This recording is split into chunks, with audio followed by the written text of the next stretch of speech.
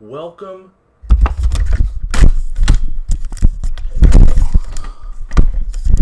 Welcome back to Daily LeetCode. It is day 117. I promised a 100 days of LeetCode video 17 days ago, and I'm here again to say that I haven't posted it yet, or I haven't started working on it either. So hopefully today it'll be posted or tomorrow. So gonna want to look out for that. But we have some comments here as per usual, and I just need to update this very quickly. It is day 117. It says, hello, I'm just starting out in coding and found your video. Not gonna lie, I have no idea what was happening, but I watched for like 10 minutes. I just started free code camp today, and I'm looking forward to be able to understand what you were doing sometime. It will come soon, brother or sister. Yeah, I mean, I think you'll catch up pretty quickly because the problems we're doing aren't too difficult. So I think I'm wondering if that might be an issue with the channel. We used to do a lot of mediums and then occasional hard, but now we mostly just do easies. But yeah, I don't know. I'm okay with that for some reason. I think I've been reflecting on the process, and I think sometimes you just have to go. I'm not in a rush. I don't know how to explain it. I don't necessarily feel like I'm in a rush. I think it's something is just calming or easier when you're not in a rush. So yeah, I'm just not in a rush, I guess. I feel like if we just do easies, we'll eventually get where we need to go, and then we'll just switch to doing mediums when we run out of that. And then once you run out of mediums, we'll just start doing hards. But yeah, for some reason, I think when I was in a rush, I was trying to get the perfect and optimal combination of problems. But even then, I would switch between rushing and just making sure that I would still keep working at just doing problems. So maybe the mindset shift is easier. Yeah, I think it's always been easier when I just focus on, I'm just trying to do this for a long period of time and not necessarily working towards a specific set of performance. I want to be able to solve every medium I run into, but I'm not necessarily feeling like I need to do that. I'm just kind of we do LeetCode every day. There's always a focus on getting better, but I'm not necessarily focused on a particular performance metric. I can solve every medium, or I can solve every hard. And I think every day coming into that contact with I can't solve every medium, or I can't solve every hard, or I can't solve every easy. It's just easier to be today I'm going to work at LeetCode and then just work at it, I guess. Or not really LeetCode. It's just problem solving. Just going to work at problem solving and just make progress. But I think maybe it's just a difference between focusing on the end goal and just focusing on today, I guess, which is interesting. I remember reading the Will Smith book, and there's a story he talks about with I think it was his dad or his uncle, and the story apparently, said he taught him a lot about work ethic and pretty much framing in perspective. And it was apparently every summer, this was a multi-year project. His dad or his uncle, I don't remember who, they would enlist him and his brother to basically help on building this shed that they had in their backyard. And it was quite a large shed, especially since they were kids. But every year he would dread it basically because it felt like they weren't making any progress. And there's a part where he says, I think to his dad, we're not making any progress, or we have so long to go, and his dad just tells him to stop. And he said, your job isn't to worry about the outcome. It's not your job isn't to worry about how big the shed was going to be or how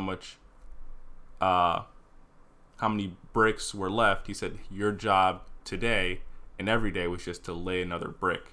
And I feel like that is kind of where I'm at with the LeetCode. I'm just going to lay another brick. So I just kind of show up and do a task, and in the back of my mind, I'm just eventually we'll get to the rest of the problems. So I don't know. It's just very interesting.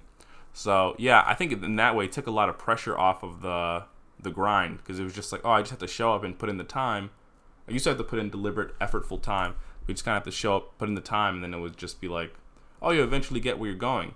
And it has kind of worked that way, which has been pretty cool. We haven't solved many problems. We've only solved 150 problems, 160 I think. Let me see, 160-ish problems. So we definitely haven't gone very far, and 110 of those being easies, 43 of them being mediums. But still, I look forward to a future where we solve more problems, and yeah, I think it'll be a pretty cool time then. But yeah, it's just very interesting. I was just reflecting on that. It just took a lot of pressure off of the process, and I think it also puts a focus on just challenging yourself every day to show up. So maybe that will keep working. As you know, following the daily rants of my madness, the process almost changes every day. Well, it used to. Now it seems to change week to week. So next week we could just switch to doing hards only. So we'll see. We shall see. But oh yeah, we got T Wong back in the building. I agree with 2 easy, 7 medium, 1 hard. Yeah, that's what I was saying. Yeah. This is a good point. With the Good, always good to see the homeboy T Wong coding. But yeah, 2 easy, 1 7 medium, 1 hard is the gold standard. Like if you have time, if you have like a time constraint, or you need, maybe you're trying to get job interview ready, or maybe you're trying to get into a specific company, or you have an interview coming up or something, or just you want to brush up your skills in a short amount of time. There's tons of resources to do that. So there's like the Grind 75, there's the LeetCode 150, I think, and then there's also the gold standard of 2 easy, 7 medium, 1 hard. So yeah, this is the way. If you have it for sure on time, this is the way. And then we have a message from Niall. Homie had a master's and struggled to get an entry-level job, bro. Usually by the time you get the master's, you've had 2 to 4 internships. But hey, I guess it just goes to the level of competition nowadays. True. Now that you're in the industry, though, is it way easier to switch jobs? I have associates in informational technologies. Really wish mostly back-end stuff. I'm wondering is if it converts or helps me at all for web dev jobs. I think any bit helps. But honestly, I'm going to take my advice with a grain of salt because I'm still a noob.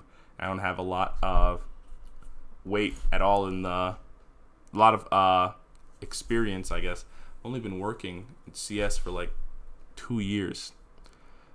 So I think actually I wouldn't even say 2 years, more like 1.8 years. But I think it's definitely way easier to switch though after you've had jobs though, because yeah, when I've seen it, it's kind of like there's like a pre-verification, or you're like already pre-vetted, which is really interesting. Like I guess I know a lot of other people who have already been working for a little bit, and they're getting like constantly bombarded by recruiters and like asking them to apply and stuff like that. And I think it's because like they always say that CS has a boom of jobs and that there's a lot of people who can get jobs, which is true. The issue, I think, is also that these companies are looking for like people who can also perform. And now with like, we have like technological innovation with hardware and stuff like that. We also have technological innovation with software. Like when you think of like driving like in a car, like a machine, with the push of a pedal, you can now like mobilize like 2,000 pounds or 2 tons of weight, which is your car. That leverage you have now is impossible to conceive of like, 100 years ago. You can even see it in like construction work, pretty much anything basically. Construction, work, like these sites used to have like hundreds of workers. Now they've been compressed down to 50 because the machines allow one person to have so much leverage, which raises the overall bandwidth or the requirement to get, I feel like, a job. Now, if you're a construction worker, you probably need to be proficient in a couple of machines, maybe have some other experience. Maybe you're also good with tools. Maybe you also like are familiar with like setting and stuff like that. And I feel like it's the same for software. I feel like the software innovation, stuff like Terraform, React, AWS, like just all the stuff combined, one engineer can have the leverage of like 15. You think you can see it in the companies. Like, I don't know how many employees some of these companies have, but like you imagine back in the day, you need to have like a database guy. You needed to have like an in-person like IT person. Then you had a server person. You had like an infra person. These are all separate people because the depth of these disciplines were so deep, and you needed pretty much every spot filled to like be able to like do anything. But now it's like the bar is so high. Just to get like one job, you need to know about system design, you need to know about infra, you have to know about Terraform, you have to be able to like do front end, back end, and then also be able to debug random issues that come up. And then you're also on call, and it's just a lot. So I think it's very, very tough. And I didn't really say it, but I think you can see it a lot in the companies. Like if you look at like a lot of the startups that get massive, it's like you hear like a startup like a crazy startup, you know, and they're like Clubhouse or Robinhood or something or Discord, and they're scaling to like global scale. They're serving like just a ridiculous number of people, and they have like 100 engineers or like 200 people, and it's like that's kind of crazy that to serve the planet you only need 200 people. But also, yeah, I don't know. I don't know where I'm going with all this. Just to say, I definitely think it's easier though. People, I can't say I guess I can say a little bit for myself, but it was definitely much easier the second time around. You just get more hits after you've been pre-vetted. But they always say the first one is the hardest to get, and then it should get easier over time. But will it convert or help me at all for web dev jobs? This is the real question. I think having it is better than nothing. So, but I definitely think since the bar is raised, you know, the companies, and I think people always want, like I feel like if there's someone who has more specific experience, like if the company's hiring for like a very specific stack, you know, like GraphQL, React, and like Rails or something, and you have someone who has like a little bit offhand experience, but they have maybe experience in one of those three tools, another person who has like less experience, but they used all those tools, I feel like they always take the person who, like, I think it's always like Stack. Like, I feel like Stack always gets the most weight, but I don't know. I really don't know. I feel like once the person knows the stack, though, they're just like, oh yeah, they'll like acclimate quickly. But I think having it being tech related is always better than not having it tech related, because yeah, I don't know, but there are a lot of bodies of thought around this stuff, so it's hard to know. But all I know is the competition is steep. So if you feel like it might add some edge, or if you have an extra spot, I would say why not? Because you got to use sometimes you got to play the cards you have. So yeah, but I'm not exactly sure is my answer. So I'm a noob. But yeah, we are over 12 minutes as usual. I'm noticing that the standard time we're running out of is about 12 to 13 minutes over time. So if you got to this part of the video, you're going to want to comment, stop it, get some help. And what we aren't going to stop, though, is doing the weekly contest. So yesterday, I'm realizing now the weekly contest is on Saturday, and I just did it on Sunday. I didn't realize that. But we should do it not live, but we should do it, on the time it actually runs and record it, so that we can actually get a rank. That'd be kind of cool, so we can play ranked. That might be kind of hype. So I think you get ranked from this. So it'd be cool to become ranked. So we're doing the virtual contest again. But next Saturday, we're going to try and do it when it was designed to be done, like the actual human people are doing. So that would be pretty cool. So we're going to do the weekly contest today. It looks like it was sort of difficult because the difference between the times is like 9 minutes and like 13 minutes. So worrisome. Hey, and I think this is Colin Galen. I think this is like a prominent competitive program. I watch his videos. He's pretty much a legend. So that is the goal. We're trying to become like Galen. And yeah, he seems to already be top 5. So, we want to be top 5, but we don't want to be 5, 4, 3, 2. So hopefully we'll get there. And yeah, just another day of LC, another day of working at it. So we're going to be doing the virtual contest, and you're going to want to make sure that you join the HCC virtually, because virtually we have a lot to offer, and you're going to want to get those benefits. But today we're going to do the standard 1 hour and see if we even get close to finishing the weekly contest. So let's just jump into it. I'll go small cam.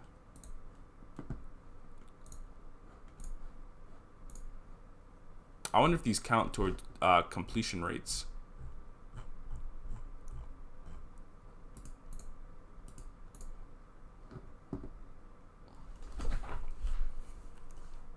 So we have the employee that worked the longest task. And this mic is really in the way.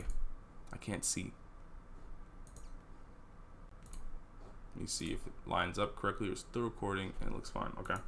There are n employees, each with a unique ID from 0 to n minus 1. Okay. So we have n employees. They're all offset by 1 starting from 0. They're given a 2D integer array logs, where log sub I is equal to a tuple of ID, right, and a leave time, where ID1 is the ID of the employee that worked on the ith task, okay, and leave time I is the time at which the employee finished the ith task. All the values leave time I are unique. Interesting. Note that the ith task starts the moment right after the ith I minus 1th task ends. And the 0th task starts at time 0. Return the ID of the employee that worked the task with the longest time. There is a tie between 2 or more employees. Return the smallest ID among them. Let's map this to the example. We have 10 employees with IDs ranging from 0 to 9. We have logs, which is an array of tuples where 0 represents the ID of the employee working, and 3 represents the time at which the employee finished the ith task.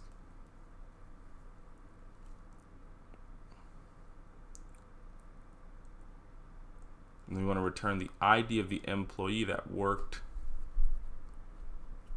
the task with the longest time. So you have 0.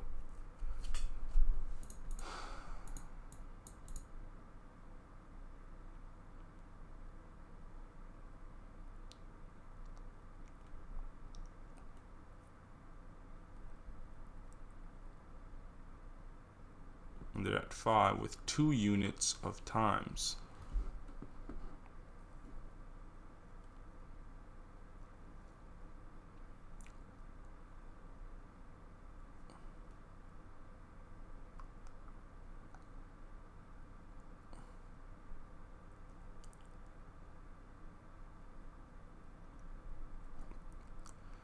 Okay, so task 0 started at 0 and ended at 3. Task 0 started at 0, ended at 3 with 3 units of times. 3 units of times. The time starts at 0. Task 1, I guess the task in between these two, started at 3, ended at 5 with 2 units of time, because 5 minus 3 is 2. Then task 2,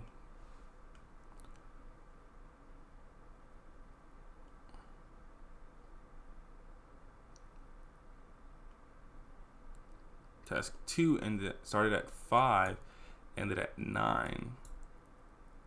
Task 3 started at 9, ended at 15 with 6 units of time.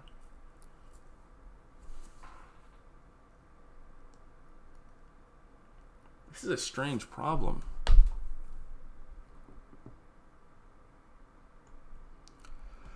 It looks like the tasks 1, 2, 3.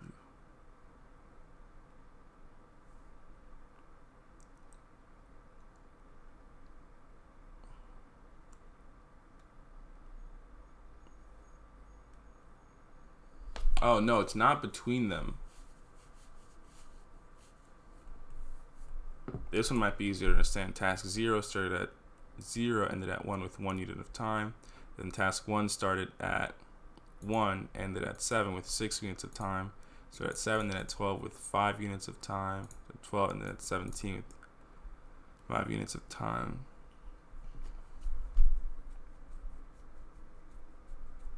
Maybe this is quite simple after all. If n equals 2 logs equals this, is you have 0. Task 0 started at 0 with 10 units of time. We started at 10 with 20 units of time. We want to return them with the smallest ID. I'm thinking we can just do a linear iteration. What's the constraints? N is always at least, n is greater than or equal to 2, less than 500. Logs of length is always at least 1 log. And tuple is always guaranteed. ID sub I is always less than or equal to n minus 1. And ID I does not equal ID I plus 1. Leave time I are sorted in a strictly increasing order.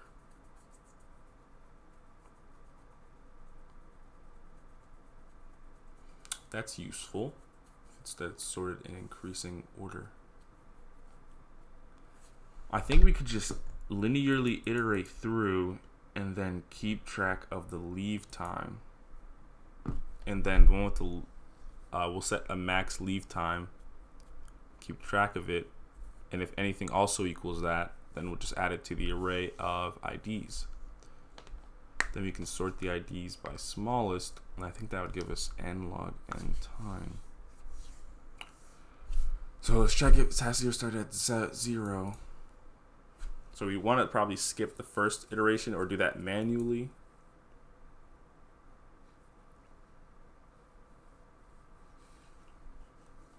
Actually, no, we could just start it with last leave time starting at 0.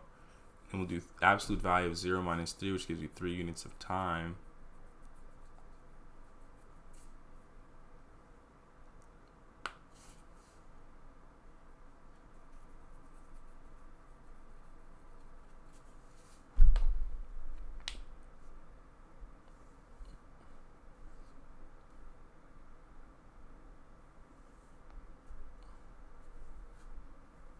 Yeah, I think this could work. Okay. So we could start with just doing a linear iteration through the first time, which is going to map a leave time or leave difference, so 0 minus 3, to an ID. So it would map leave time of 3 to an array of IDs, which would be 0, right? Then 2 units of time, right, would be 2. Then 4, and then 6. And in the case where multiple have the leave time, we'll have an array that we can sort. So I think this should work. A map. Let's just do this in TypeScript. I have a map. First, we'll do a map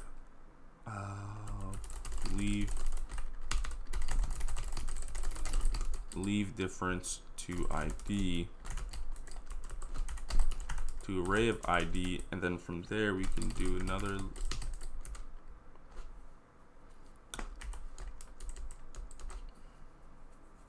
Make sure we can also do this in one pass, and then we'll also keep track of last of greatest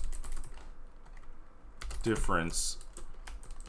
Then we could return first element of sorted of map sub sorted.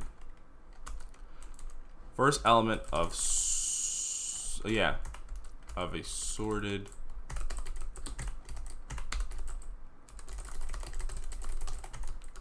and I think this should give us what we want. So I have greatest diff, which we could set to 0 to start. And if we set greatest diff to 0 to start, we should be fine, I think.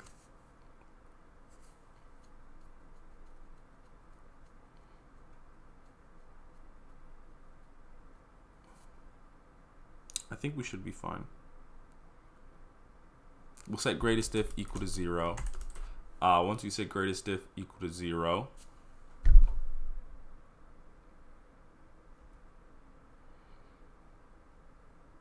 we're just going to create the map.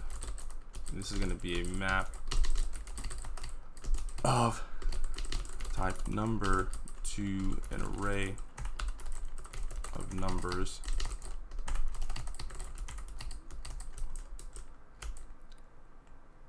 And then I think we should be able to iterate through the logs. Right, log.length.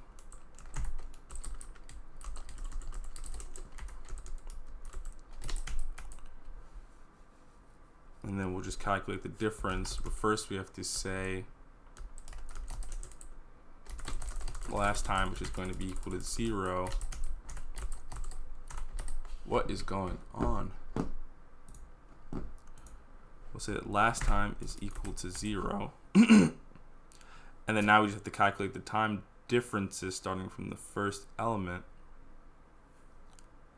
The difference is going to be log sub I sub 1.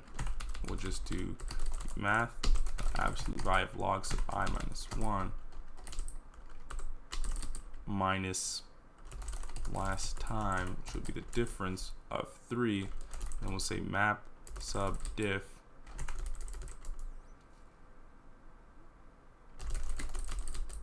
so if map dot has the key for diff, or an array of IDs for this difference, right, then we'll just get that. Otherwise, we're just going to give it an empty array. Then we're going to say r dot push log sub I sub 0, which would be the ID of the person who's working on the task. And then we'll have greatest diff is equal to great. We'll just say the math dot max of diff, or it might be simpler if we just do greatest diff or diff. And then we'll say last time is going to be equal to log sub I sub 1 for the next iteration. And then I think we should be able to just print the map.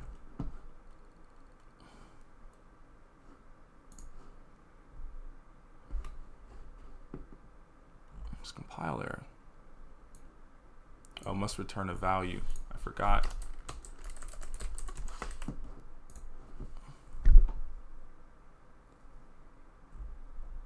The map is empty, right? Because we never set. Oh man. We'll add a value to the array, and then we'll do map dot set diff to r.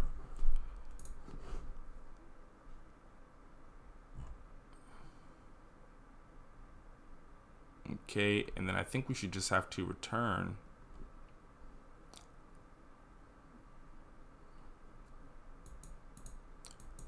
we have ID 0201, which does match with the first. Where's the input? 020, which matches the input. There 10. 325091115. You have 3. So it'd be the difference. Should be 3, and then from there it would be 2, and then from here it would be 4, and then from here it should be 6, and so we should return ID 1 for the first one. Okay, so it looks like it might work for that. And so what we'll do is we'll get r equal to map dot get greatest diff, right, which is going to be an array.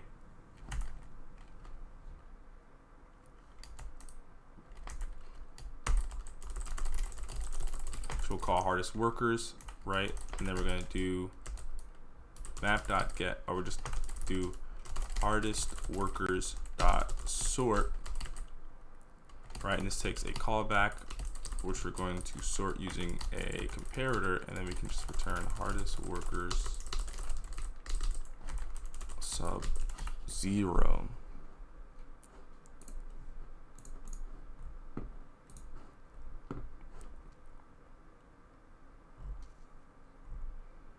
So we get our answer is 1, 3, and 0.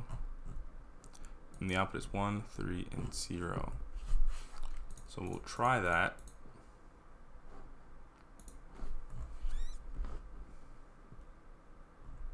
I think accepted means that it does pass the cases. So it does accept. And I think the time complexity of this would be n. We do a linear time iteration through the logs. It turns out you can just ignore n, which is always uncomfortable. But through the logs, I think that's why I was confused, because I spent too much time trying to figure out how we had to use n. Then we have logs, do a linear iteration through logs, and then we have to sort logs, which means that the runtime would be dominated by n log n. Time complexity in the space would likely be linear spaces. I guess it depends on the differences in the time, but it does say that each time is unique. So I guess I'll say, well, if each time was unique, then you wouldn't have, leave times are unique. I think it would be linear time in the worst case. I mean linear space. So we'll try the next one. Say medium. Typically we don't make it past this part. Last one, find the original array of, it's always a bit problem. Find the original array of prefix XOR.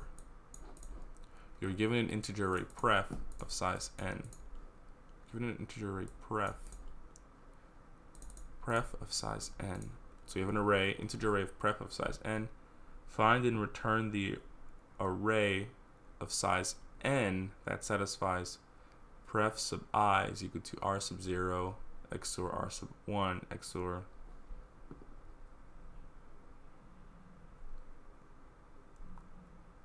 denotes the bitwise XOR operation. We've proven that the answer is unique.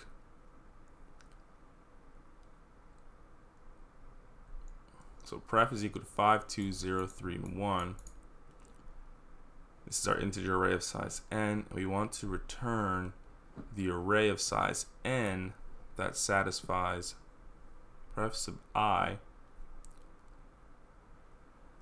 is equal to the XOR of r sub 0. Oh, so XOR of itself is not really anything. And then we have XOR of 5 and 2. We get 7. Then we have the XOR is 5, 2, and 0 gives you 2. XOR 5, 2, 0, 3 gives you 3. XOR 5, 2, 0, 3, and 1 gives you 2.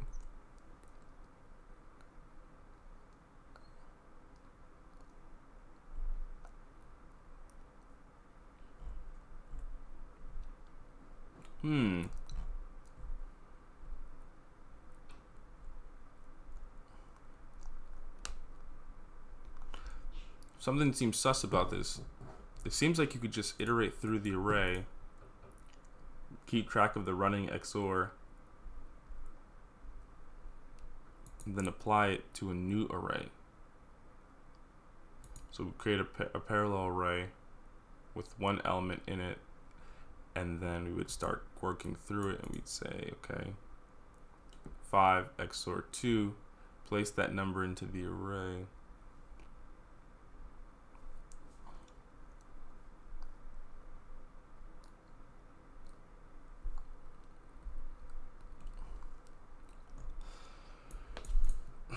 Something seems a little too straightforward about this one. So we could have answer, which equals pref, an array with pref sub 0 within it. Then you could just do 1 up to pref dot length, each do idx.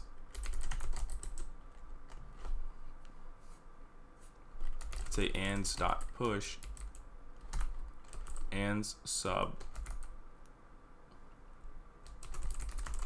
ands dot length, which would be 1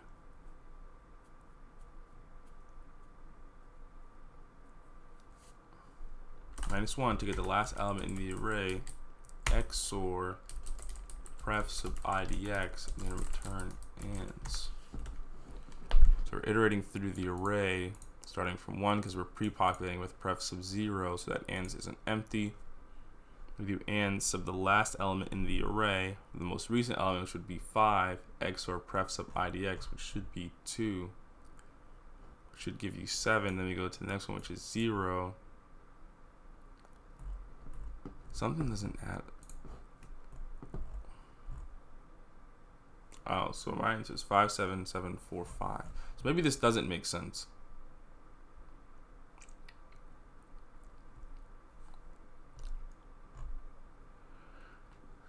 Pref sub 0 is equal to 5, 1 is equal to 5 XOR 7, 5 XOR 7 XOR 2.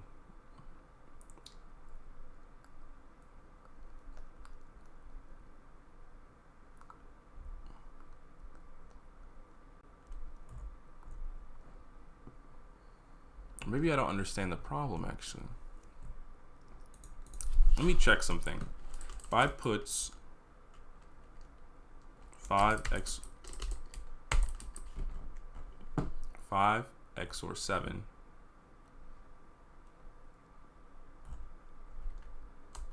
okay, 5x or 7, it should give me 2.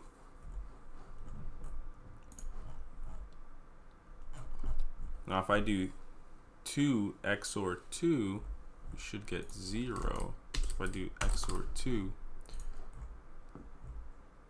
okay, so what are we doing wrong here? Saying answer.push and sub ans.length minus 1. The most recent element, which would be 5, XOR pref sub idx, which would be 7. Which would give you 2.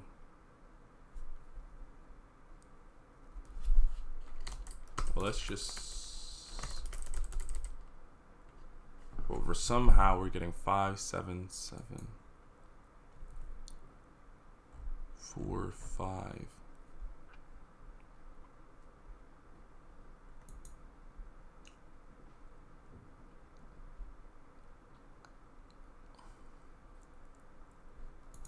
And sub ans.length minus 1 would give you the last element in the array, which should be 5. 5 XOR pref sub idx, which would be 2, which would be 7, which means we push on 2.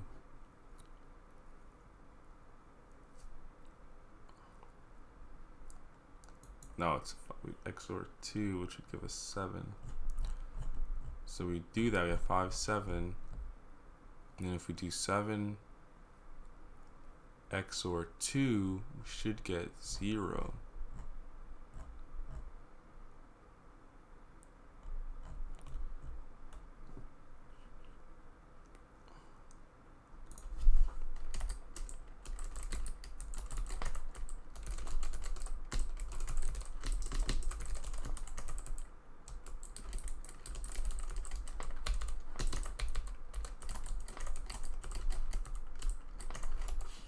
I don't understand.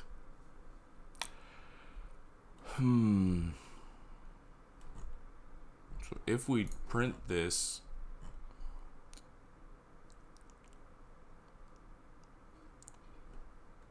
XOR 2,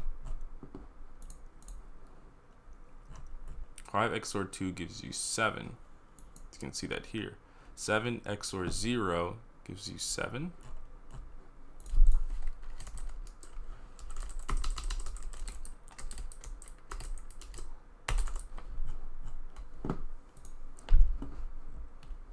Well, 7 XOR 0 does give you 7.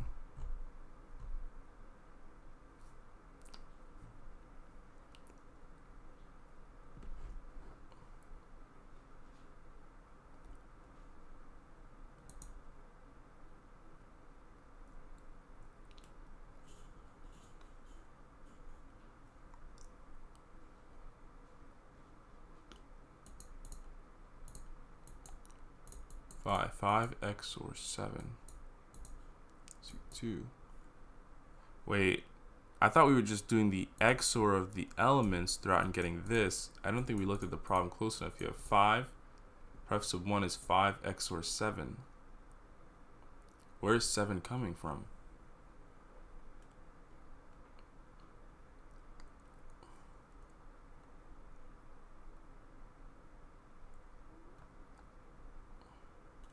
Wait, what is going on?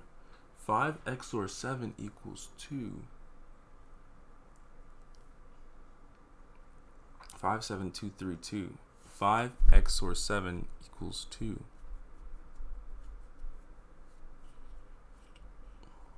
5 XOR 7 equals 2.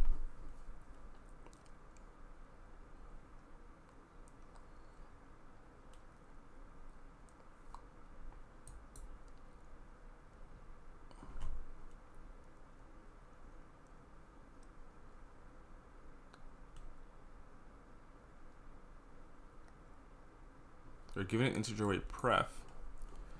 Find in the and return the array of size n such that pref sub I.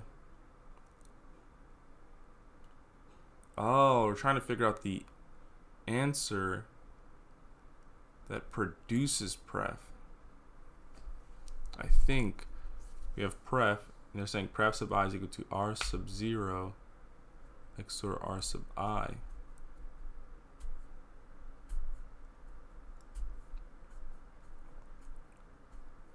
So if you were to do 5 XOR 7, you would get 2. And if you were to do 5 XOR 7 XOR 2, you would get 0.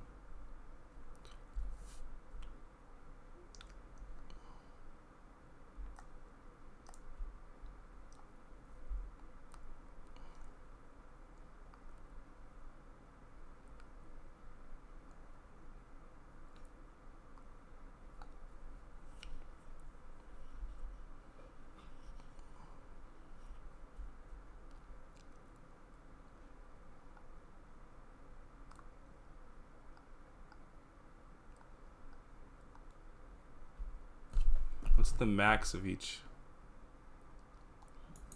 Can be up to 10 to the 6.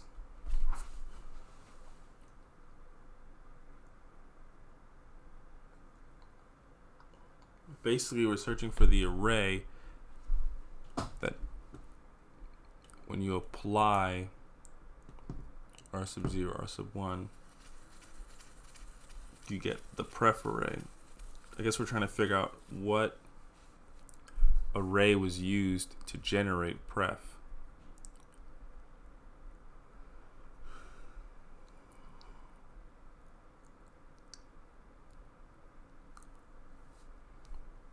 What array was used to generate pref? Use 5, 7. 5 XOR 7 gives you 2.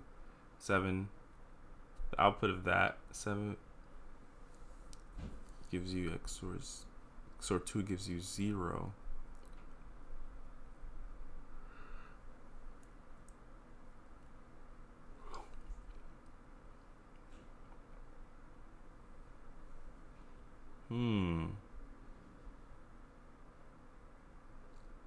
This is interesting.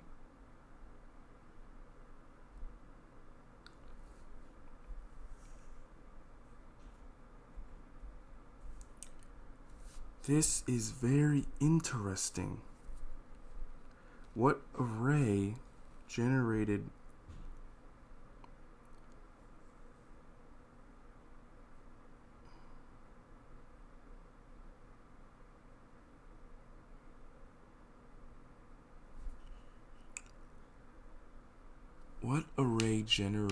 this array? I think is the real question. I got confused. 57232 generates pref. So 5. We always know that the starting number is going to be the same number in pref.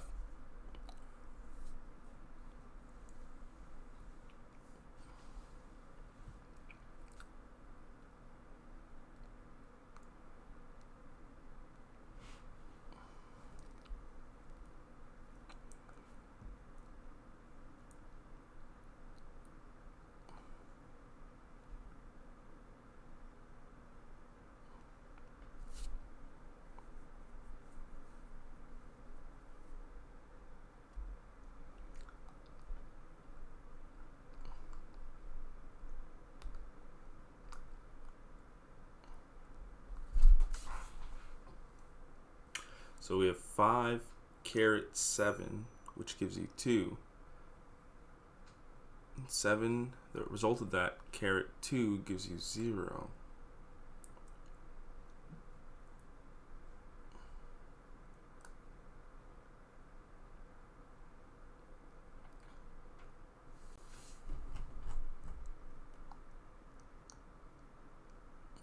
What I was doing here was just taking the running XOR sum base, running XOR values.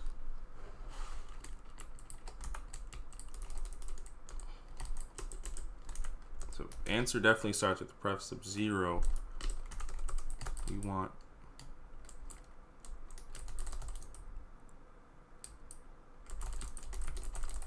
really want the array that generated pref, and pref sub I is equal to r sub 0, r sub I, taking the caret up to and including that element.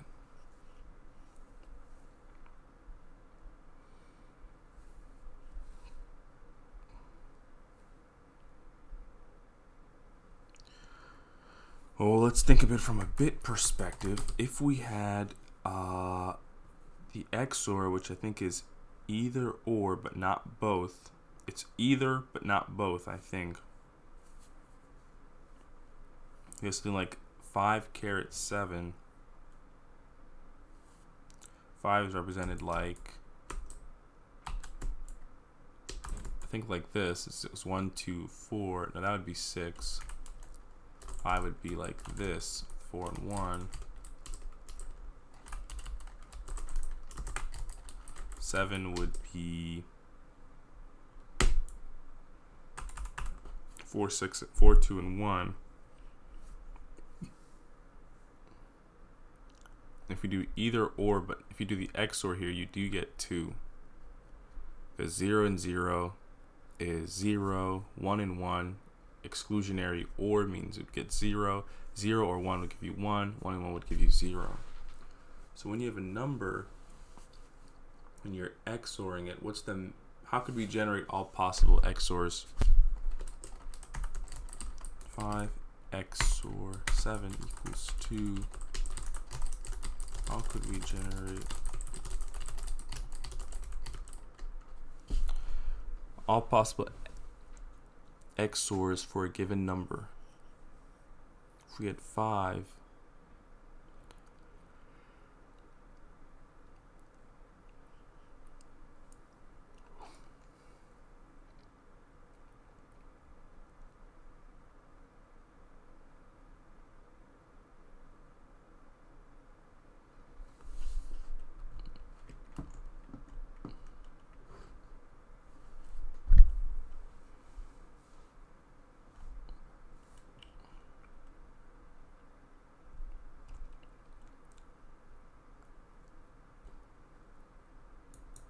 the number 7 here, you want to figure out what you can XOR 7 by to get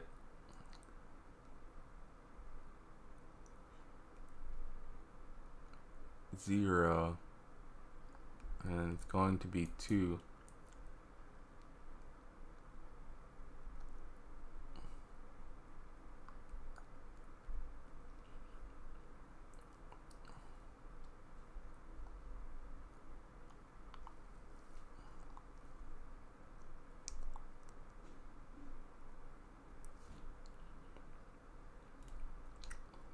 Okay. Oh, well, what can you XOR? It's not 7. It's what can you XOR 2 by to get 0.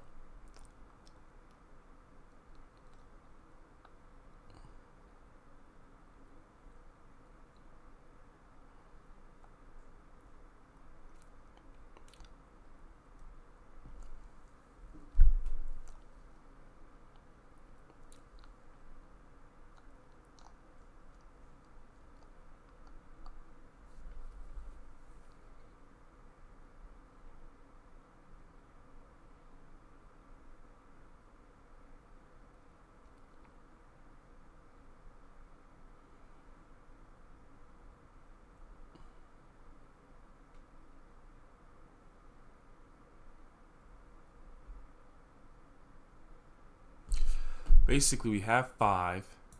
We know that the value that we are aiming for the end is 2. So what can you XOR 5 by to get 2? You can XOR 5 by 7. So now you have 2 and 7. Well, what can you XOR 7 by to get 2? Apparently it's 2.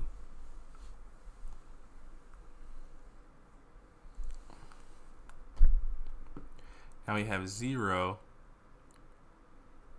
What can you XOR 2 by to get 0?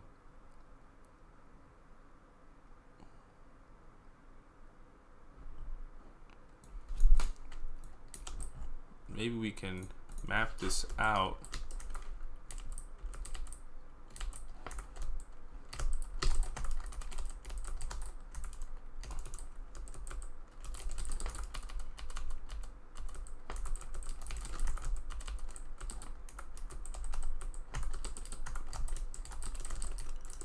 We're basically saying you start with 5.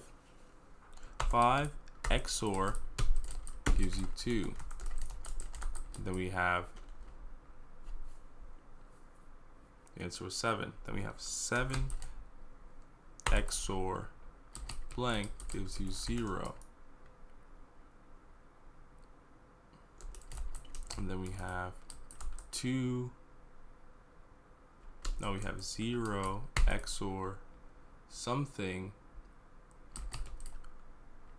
gives you 2.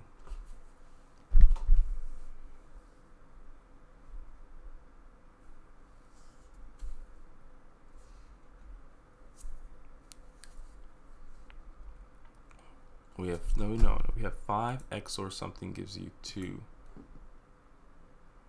We have 7 XOR something gives you 0. Then we have 2 XOR something gives you 0. Oh, I'm getting so confused.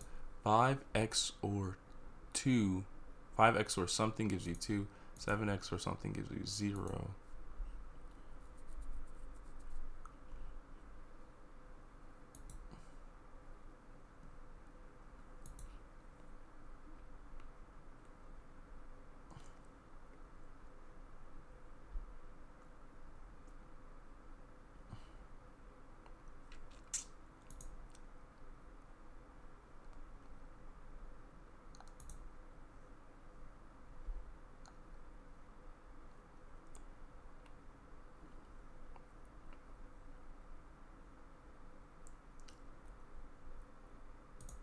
We have 5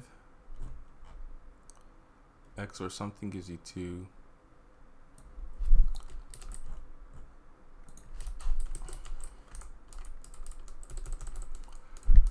5 XOR something gives you 2. Then we have 7 XOR something gives you 0. And 2 XOR something gives you 3. And then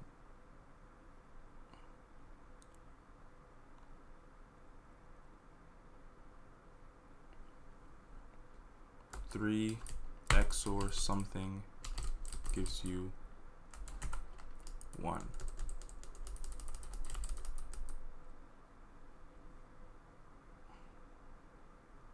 2 XOR something gives you 3. 3 XOR something gives you 1. So 5 XOR something gives you 2. 7 XOR something gives you 0. 2 XOR something gives you 3. 3 XOR something gives you 1. I think that's my issue. It's off by 1. You have to do 4 operations since you're given the first number.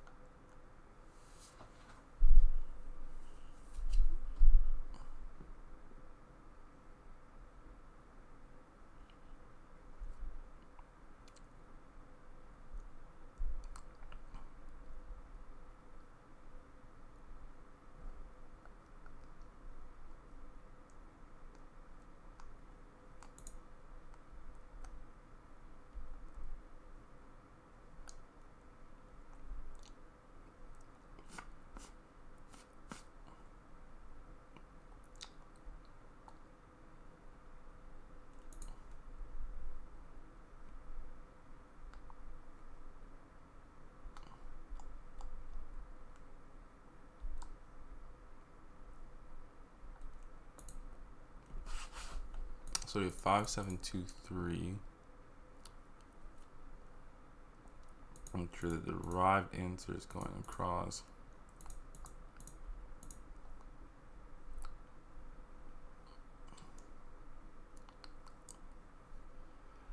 All we really have are the answers here. So if you did 2 and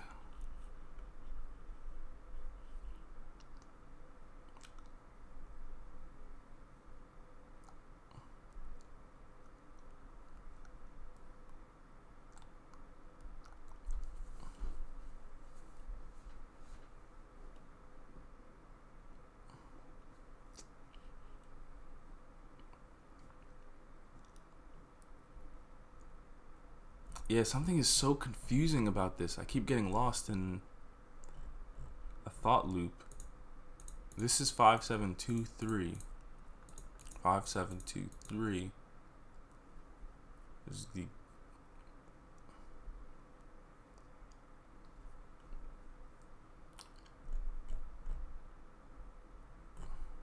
so we're missing one. Be 2 caret what equals 1. No, it'd be 3 caret what equals 1.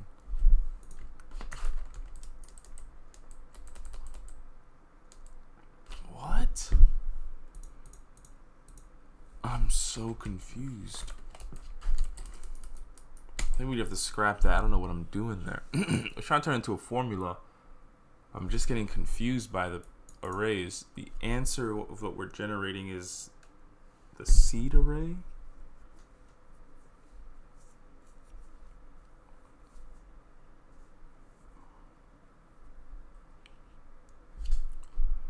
We have 5.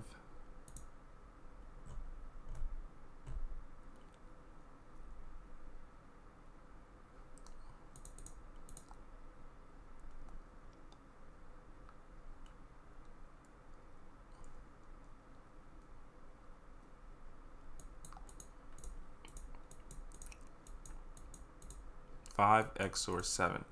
5 XOR 7. 5 XOR 7. 5 XOR 7. 5 XOR 7.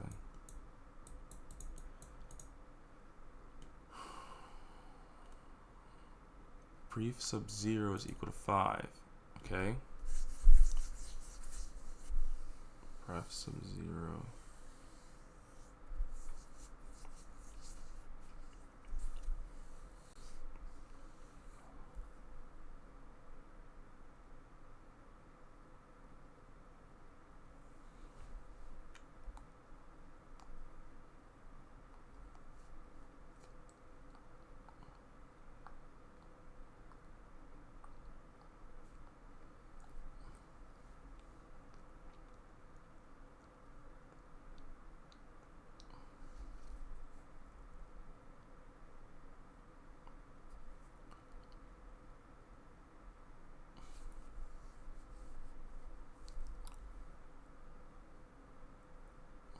I think I see what's going on. I think I'm looking at too much information. We don't know what these values are. All we have is this to start. 5, 2, 0, 3, and 1. What we'd like to be able to figure out all the way out here is 5, 7, 2, 3, 2.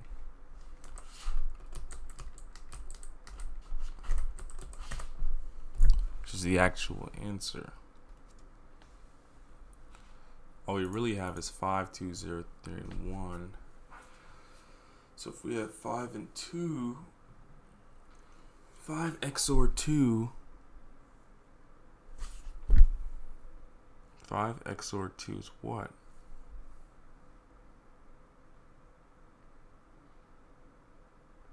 It would be 0, 1, 0, 1, or 5 XOR 2 would give you 7.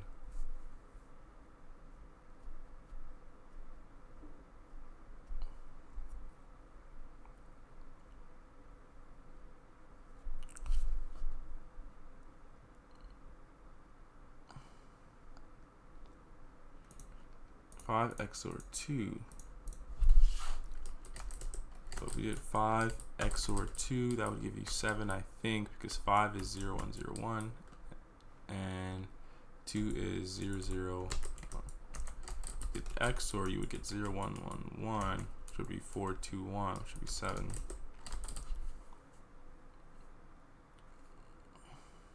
So if you did 2 XOR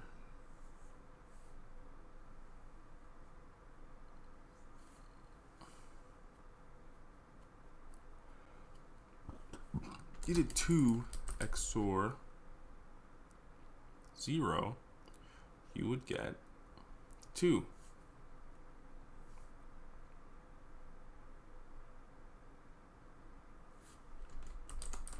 And then if you did 3 XOR 0, get 3. And then if you did 1 XOR 3, you would get 2. So is this problem just literally asking us, do the XOR of the current number and the one before it?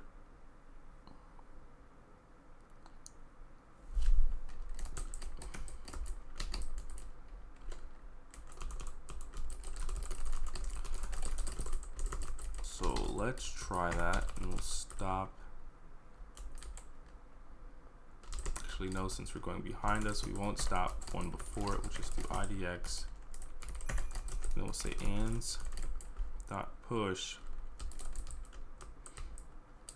XOR prefs I minus 1.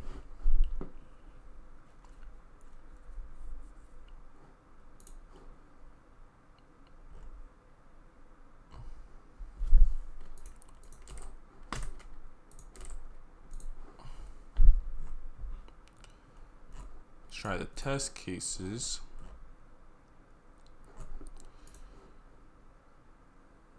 Wow, interesting. It was difficult to it was difficult not to get frustrated there. I'm not gonna lie. Oh, this is actually a problem on LeetCode. It's called find array. I didn't know you could just see the solutions. There's no official solution though.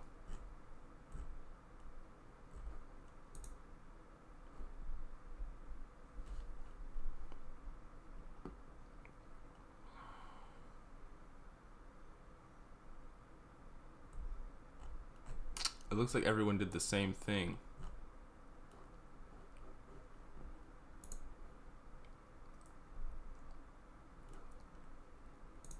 I see. Interesting. So sometimes it's just a medium based on what you have to figure out. Pref sub I XOR the previous one.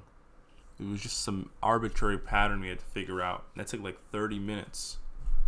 But we will take it. I think I shouldn't have lined up these arrays together because I started using information we didn't have and I got confused. We only had access to this information. I don't know what I was doing there. But we have 10 minutes using a robot to print the lexicographically smallest string. You are given a string S and a robot that currently holds an empty string T. Apply one of the following operations until S and T are both empty. I think we've done this before. Remove the first character of a string S and give it to the robot. The robot will append this character to the string T. With the last character of a string T and give it to the robot will write this character on paper. Turn the lexicographically smallest string that can be written on the paper. So we can only remove the first character from S and we can append it to the end of T. And then our second action is we can write the last character on T. Write the last character of string T and give it to the robot.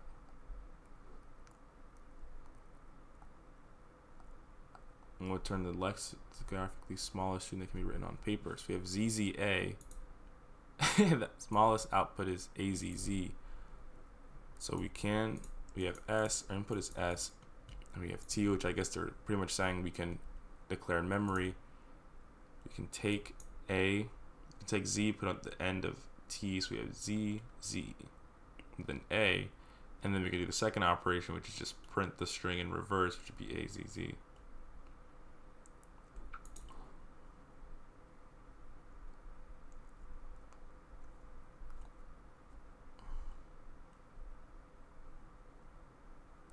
So if we take B off the front, put at the end, take A off the front, put at the end, then we could print A, B, and then take C off the end and put it here. I think this might be a graph problem. This gives me a graph. This makes me think of a graph problem. Graph.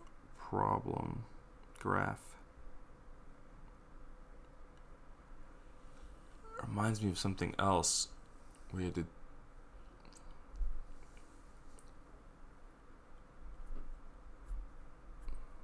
Or maybe it's how we can move the strings. We can remove a string from the end and then print it. And there are a certain number of valid operations we can use on the string. We can use it as a vehicle for rearranging the string. So remove it from the end. Remove it from the front, add it to the end.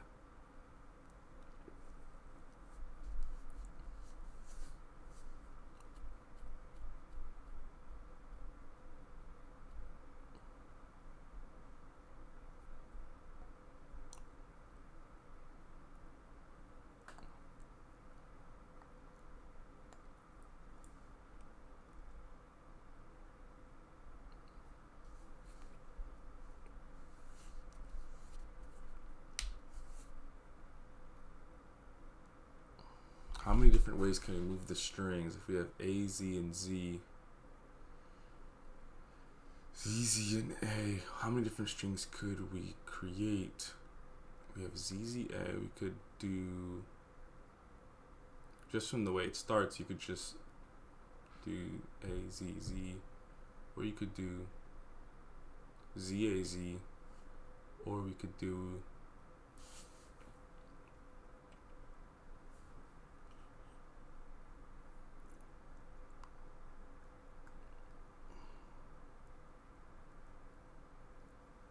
move a string from the front to the end, front to the end.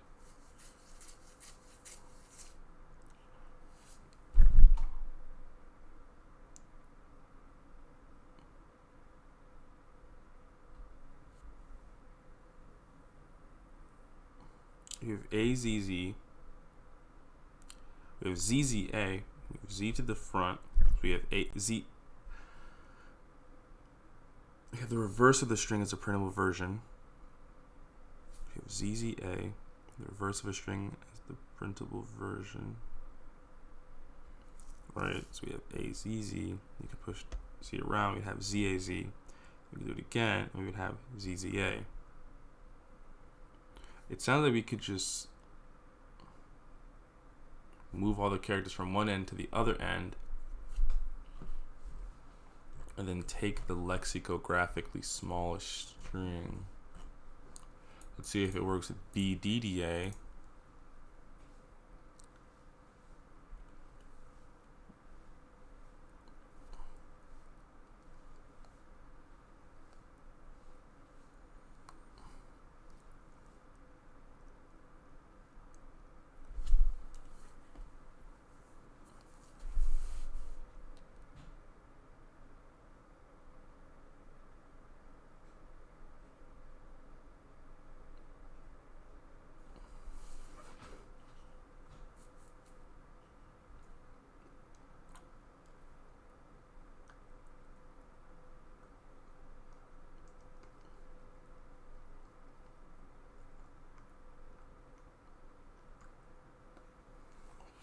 I think we can do this.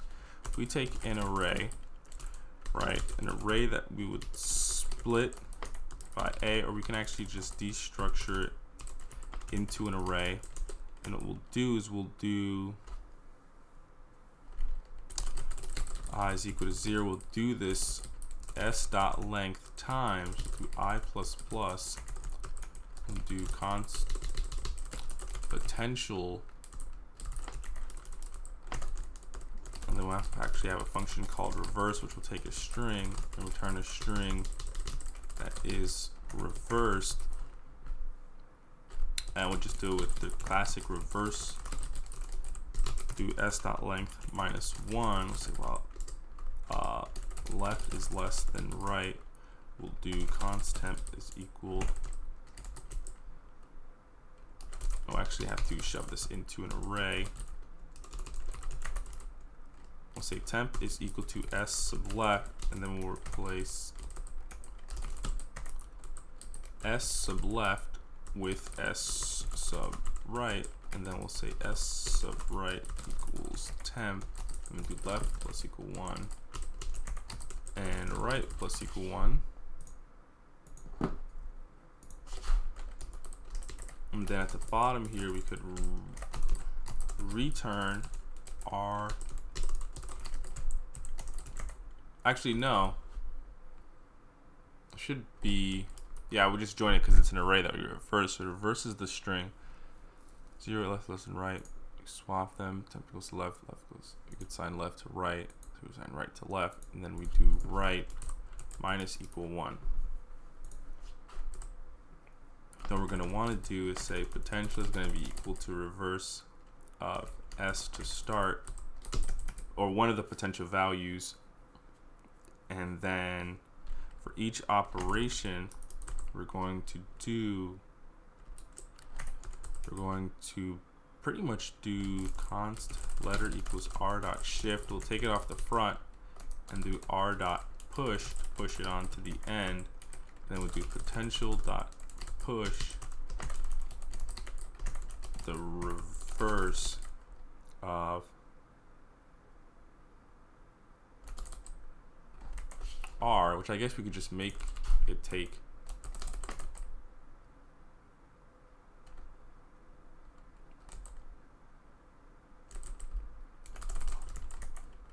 an array of strings. We copied anyway, so we'll just change this to copy.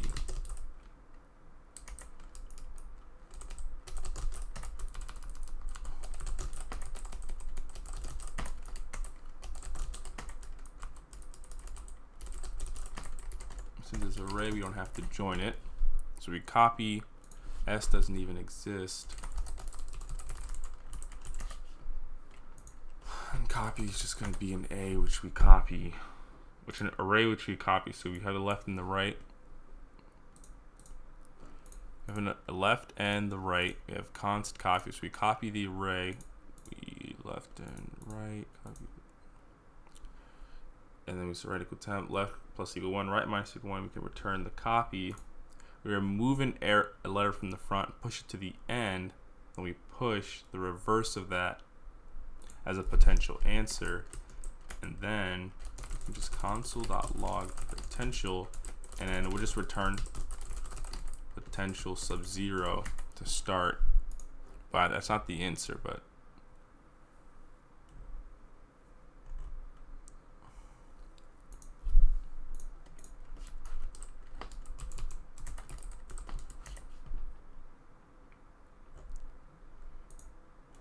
we're kind of redundantly copying it, but we'll take it. Line 32.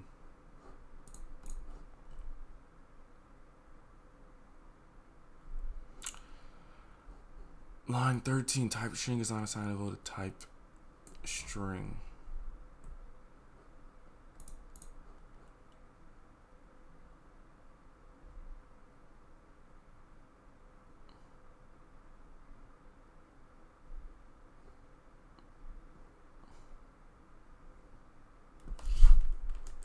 Actually, you do want to keep the join because we'll return a string Yeah, I think that's what they mean. The output doesn't match.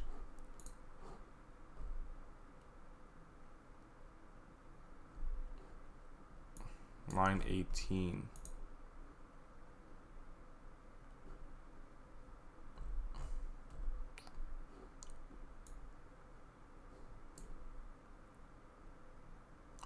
Are you going to type string? Right, and this expects an array. Just, messy params in TypeScript.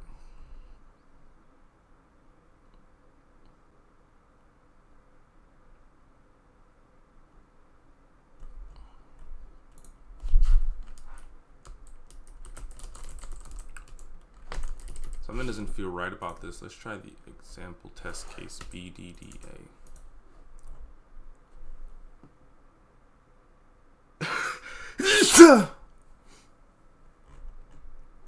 So maybe it doesn't have to start with it.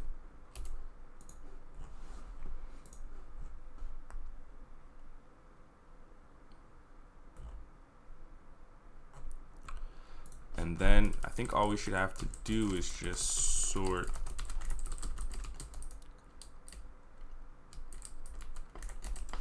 I don't even know if you can sort strings lexicographically in JavaScript.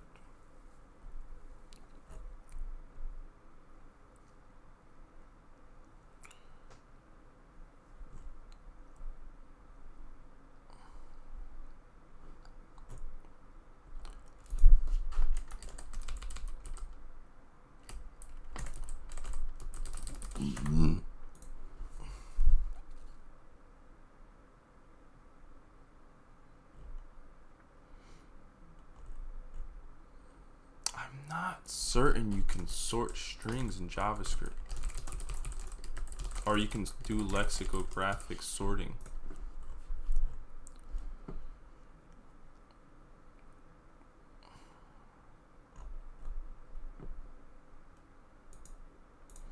Maybe if we just call sort.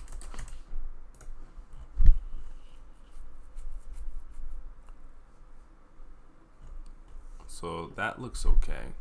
Let's try and submit it.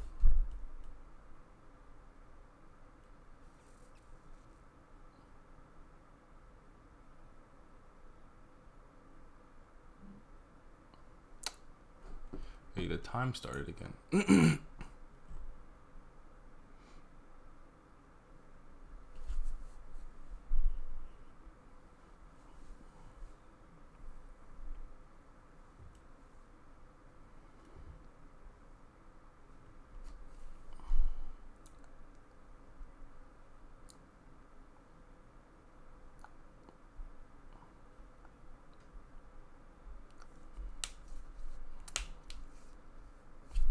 There's only two operations you can make. You can remove the first character of a string and give it to the robot. The robot will append this character to the string T. Remove the last character of a string T.